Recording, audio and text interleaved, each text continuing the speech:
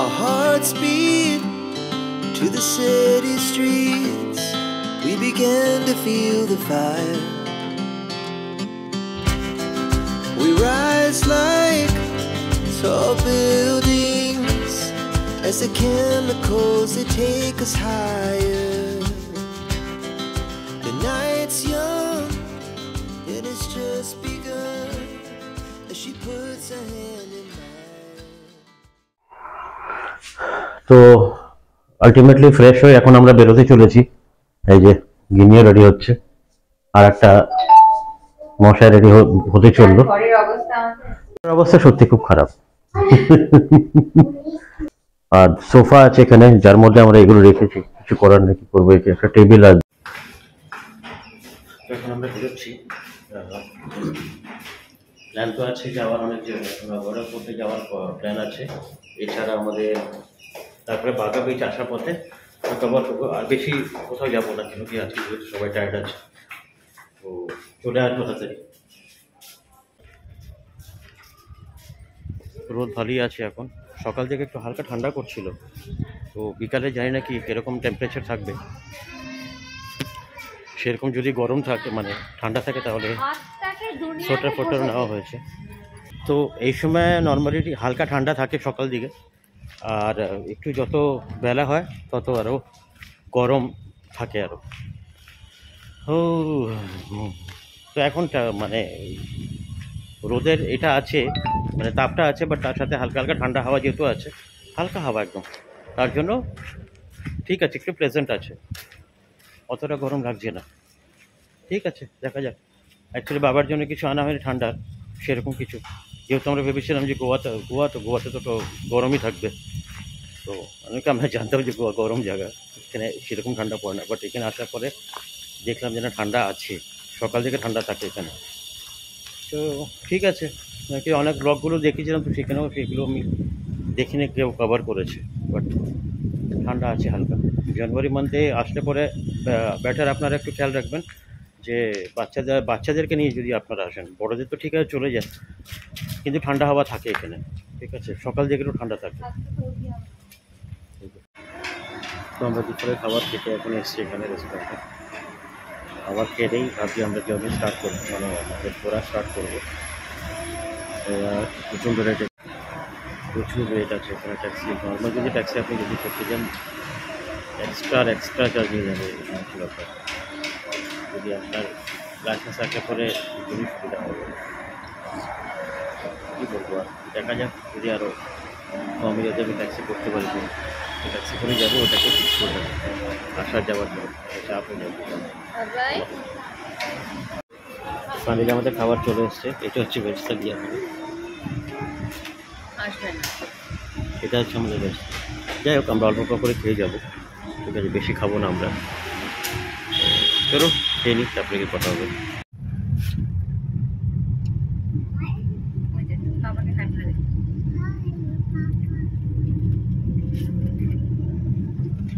তো ফাইনালি আমরা বসে গেছি গাড়িতে, গাড়ি বুক করেছি। এখানে অ্যাকচুয়ালি गोवा माइल्स बोले एक सॉफ्टवेयर अच्छे। यहाँ पे गोवा माइल्स के अलावा और कोई सॉफ्टवेयर है क्या? और सॉफ्टवेयर नहीं है, बस एक ही है, बाकी आपको प्राइवेट टैक्सी मिल जाएगा ऐसा जो। अच्छा अच्छा। তো আপনারা যদি আসেন এখানে, তাহলে গোয়া মাইলস বলে একটা অ্যাপ আছে, সেটা ডাউনলোড করে নেবেন, খুব সুবিধা হবে আপনাদের। যদি ইনকেস যদি আপনার কাছে লাইসেন্স না থাকে তাহলে ঠিক আছে, আর লাইসেন্স থাকলে তো কোনো অসুবিধা নেই, তাহলে তো গাড়ি নিয়ে আপনারা নিজে ঘুরতে পারবেন। ঠিক আছে, আর ইভেন আমাদের কাছে লাইসেন্স নেই, আমাদেরকে গাড়ি করে যেতে হচ্ছে, আবার ওখান থেকে আসার পথে আবার গাড়ি বুক করবো আমরা, এইভাবে যেতে হবে আমাদেরকে। ও যাই হোক, আমরা এটা বলতে ভুলে গেছিলাম যে আমরা রেস্টুরেন্টে গেছিলাম খেতে, তো খুব ভালো খাবার ছিল, মানে খুব চিপের মধ্যে। মানে আমি জাস্ট একটা থালি নিয়েছিলাম আমরা, 200 টাকা পড়েছিল থালিটা, আর একটা ফ্রেশ নাম সোডা, এছাড়া দুটো তন্দুরি রুটি। টোটাল বিল হয়েছিল আমাদের 340 টাকার মতো। তো চিপের মধ্যে হয়ে গেছে। ঠিক আছে, যদি আপনাদের বাজেট কনস্ট্রেন্ট থাকে তাহলে আপনারা করতে পারেন, আপনি থালি ফালি নিতে পারেন। আমরা যেরকম ভেজ থালি নিয়েছিলাম আমাদের এটা হিসাবে, মানে পেট হিসাবে।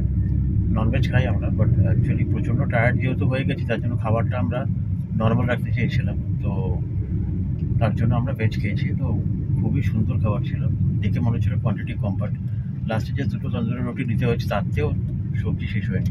5 রকমের সবজি ছিল, যেটা আপনারা দেখলেন অলরেডি আমাদের ভিডিওতে। তো যাই হোক, এখন আমরা যাচ্ছি আগোড়া ফোর্টে, বাকি কথা ওখানে গিয়ে হবে, ঠিক আছে? তো আমরা আগোয়াড়া ফোর্টে চলে এসেছি। গাড়ি তো প্রচুর আছে এখানে, কিন্তু যাওয়ার সময় গাড়ি পাবো কি না আমি জানি না, ভগবান ভরসে। তো ভগবানের ভরসা করে আমরা এগোচ্ছি আগে। বাবাই দাঁড়ান। তো ফোর্টে ঢোকার এন্ট্রান্সেই এখানে আমরা ঢুকলাম টিকিট কাউন্টারে। আর টিকিট কাউন্টারটা দেখে মনে হচ্ছে পুরো টেরাকোটার মতো, টেরাকোটার একটা বিল্ডিং বানানো রয়েছে। भाई बच्चों का कोई चार्जेस लगते हैं क्या? तो 25 रुपीज़ चार्जेस টিকিটের, বাচ্চাদের কোনো চার্জেস নেই। কি করে পড়লো?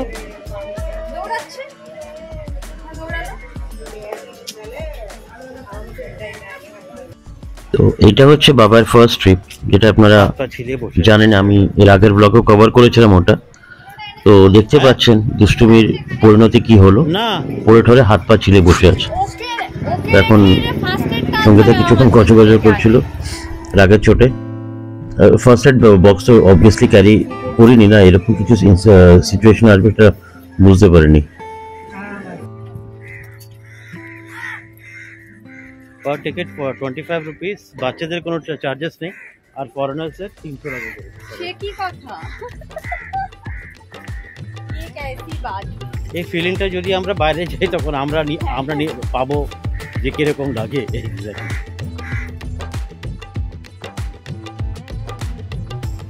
তো এটি হচ্ছে একটা সুসংরক্ষিত সপ্তদশ শতাব্দীর পর্তুগিজের একটা ফোর্ট, যেখানে একটি বাতিঘর রয়েছে যা ভারতের গোয়াতে সেঞ্চুরিয়াম বিচে দাঁড়িয়ে আছে। তো এএসএ সংরক্ষিত এই স্মৃতিস্তম্ভটা ডাচদের বিরুদ্ধে পাহারা দেওয়ার জন্য 1612 সালে নির্মিত হয়েছিল। সেই সময় ইউরোপ থেকে আসা জাহাজগুলির জন্য এই একটি রেফারেন্স পয়েন্ট ছিল। তো এই পুরনো পর্তুগিজ দুর্গটি মান্ডবী নদীর তীরে ক্যান্ডোলিমের দক্ষিণ সমুদ্রে সৈকতে দাঁড়িয়ে আছে। তো দুর্গের অভ্যন্তরে একটি মিষ্টি জলের ঝর্ণা জাহাজগুলিকে জল সরবরাহ করতে থেমে থাকতো। এভাবে দুর্গটির নাম হয়েছিল আগোয়াড়া, পর্তুগিজ ভাষায় যার অর্থ জলময়। তো এই ফোর্টে যে বাতিঘরটা আছে এশিয়ার মধ্যে সবথেকে পুরাতন, মানে 1612 সালে নির্মিত এই বাতিঘরটি 79টি কমানের গ্র্যান্ডস্ট্যান্ড ছিল। এটি 2,37,06,000 গ্যালন জল সঞ্চয় করার ক্ষমতা রয়েছে, যা সমগ্র এশিয়ায় ওই সময়কার সবচেয়ে বড় মিঠা পানির স্টোরেজগুলির মধ্যে একটি। তো দেখতে পাচ্ছেন এখন আমরা আছি আগোড়া ফোর্টের আপার পোর্শনে, আর এটা সেই জায়গাটা যেখানে আপনার গ্যালন জল স্টোর করার ক্ষমতা রাখে, যাতে মানে তো এত জল কোনো ফোর্টের চারিদিকে গোলাকার করে ঘিরে থাকা, এর মানে তো আপনারা বুঝতে পারছেন কেন থাকে। অবভিয়াসলি এটা যে কোনো এনিমির থেকে সুরক্ষার একটা প্রধান কি বলে ওটাকে উপায়। তো এই আগোড়া ফোর্টের ভিতরে ঢোকার সময় আমরা দেখলাম এখানে কিছু আর্টিফ্যাক্টস, মানে এক্স্যাক্টলি আর্টিফ্যাক্টস না, কিছু ফটো ফ্রেম দেখলাম, যেখানে গোয়ার কিছু পুরনো ঐতিহ্যময় বিল্ডিং এর ছবিগুলো দেওয়া আছে এখানে, যেখান থেকে আমরা জানতে পারলাম যে কত কিছু হিস্টোরিক্যাল প্লেসেস আছে গোয়ার মধ্যে। তো এগুলো কিছুক্ষণ আমরা দেখলাম, দেখার পরে আমরা ওখান থেকে বেরিয়ে উপর দিকে উঠলাম, ঠিক আছে। তো এটা নর্থ গোয়ার ওয়ান অফ দ্য বেস্ট বলবো আমি আগোড়া ফোর্ট, যেটা এতটা বড় মানে কিছু বলার নেই। আমরা যেহেতু জাস্ট উপর পোর্শনটাই কমপ্লিট করতে পেরেছিলাম, নিচে লোয়ার পোর্শনে আমরা যেতে পারিনি, যেহেতু আমরা অনেক লেটে পৌঁছেছিলাম আগোড়া ফোর্টে, ঠিক আছে। তো ওই একটা মেন প্রবলেম হয়েছিল আমাদের 4:30 নাগাদ মনে আমরা আগোড়া ফোর্টে পৌঁছেছিলাম। তো ওখানে অনেকক্ষণ এতটা রোদ ছিল কাঠফাটা। তো যেই বেস এরিয়াটা আপনারা দেখতে পাচ্ছেন এখন আমরা যেখানে আছি এই ভিডিওতে, সেই পেছন দিকে তার সেই জায়গাটার এক্স্যাক্টলি পেছন দিকে আমরা বসছিলাম, অনেকক্ষণ ফটোশুট ওখান থেকে করেছি, আমরা একটু ঘোরাঘুরি করলাম। আরেবিয়ান সি এর নজারা দেখলাম। নজারা দেখার পরে তারপরে আমরা আস্তে আস্তে করে আমি এখান থেকে উপর দিকে ওঠার চেষ্টা করলাম। দেখতে পাচ্ছেন একটা স্লাইডিংটা করা আছে। এক্স্যাক্টলি কেন করা আছে এটা আমার জানা নেই, নাহলে আমি আপনাদেরকে অবশ্যই বলতে পারতাম। এই স্লাইডিং ওয়েটা দিয়ে আমরা উপরে উঠলাম। ওঠার পরে ওখানেও কিছুক্ষণ ফটোশ্যুট করলাম। তো এই ফোর্টটা দেখুন, এটা যদি আপনারা দেখে থাকেন তাহলে হয়তো জানবেন আপনারা যে এখানে রং দে বসন্তের শুটিংটা হয়েছিল, ঠিক আছে। তো শুধু রং দে বসন্তের শুটিং এখানে হয়নি, এছাড়া অনেক মুভিরই শুটিং হয়েছিল। তার মধ্যে একটা হচ্ছে সিঙ্গিস ব্লিং, ওর একটা চুঁচায় চুঁ বলে একটা গান আছে না, সেই গানের শুটিংটা এই জায়গাটায় হয়েছিল। আর একটা হচ্ছে আপনার বাঘি 2 এর যে অ্যাকশন সিন ছিল, ওখানে দুটো লোককে মেরে দেয়, ওই সিনটাও এক্স্যাক্টলি ওই লাইট হাউসের নিচে হয়েছিল শুটিংটা। তো সেটা আমি রেফারেন্সের জন্য আপনাদেরকে দেখিয়ে দিচ্ছি, দেখতে পারেন আপনারা।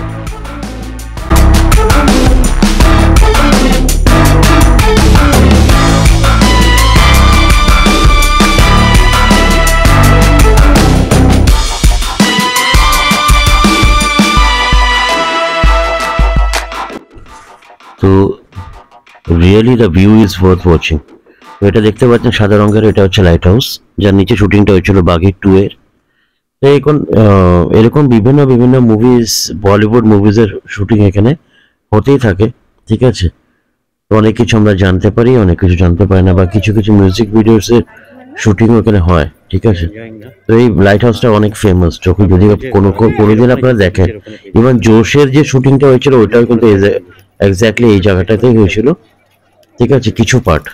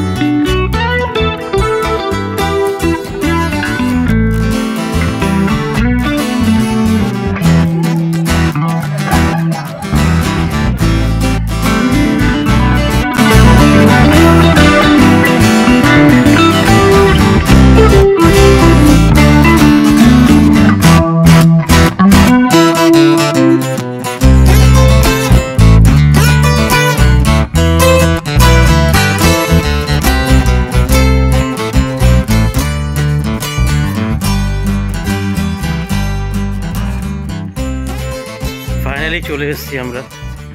চলে এসেছি বলতে গেলে সঙ্গীতা আর ও তো রুমে গেছে, আমার কিছু খাবার নিয়ে আসার ছিল।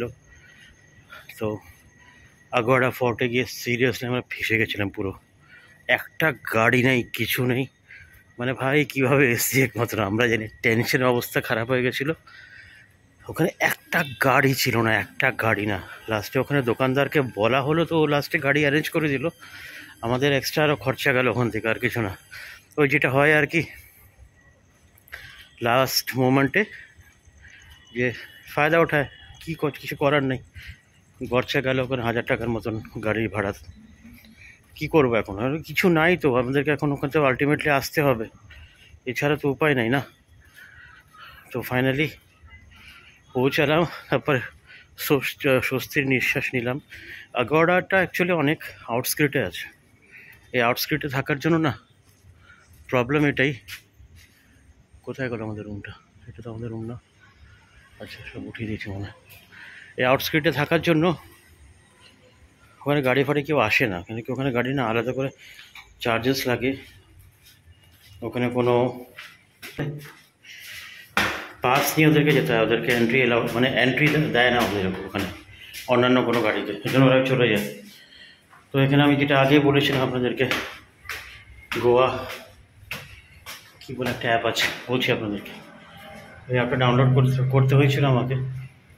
পেমেন্ট যতক্ষণ না কাটবে ততক্ষণ, মানে পেমেন্ট কাটাতে হবে আপনাকে, তারপরেই আপনার এটা হবে বুকিং।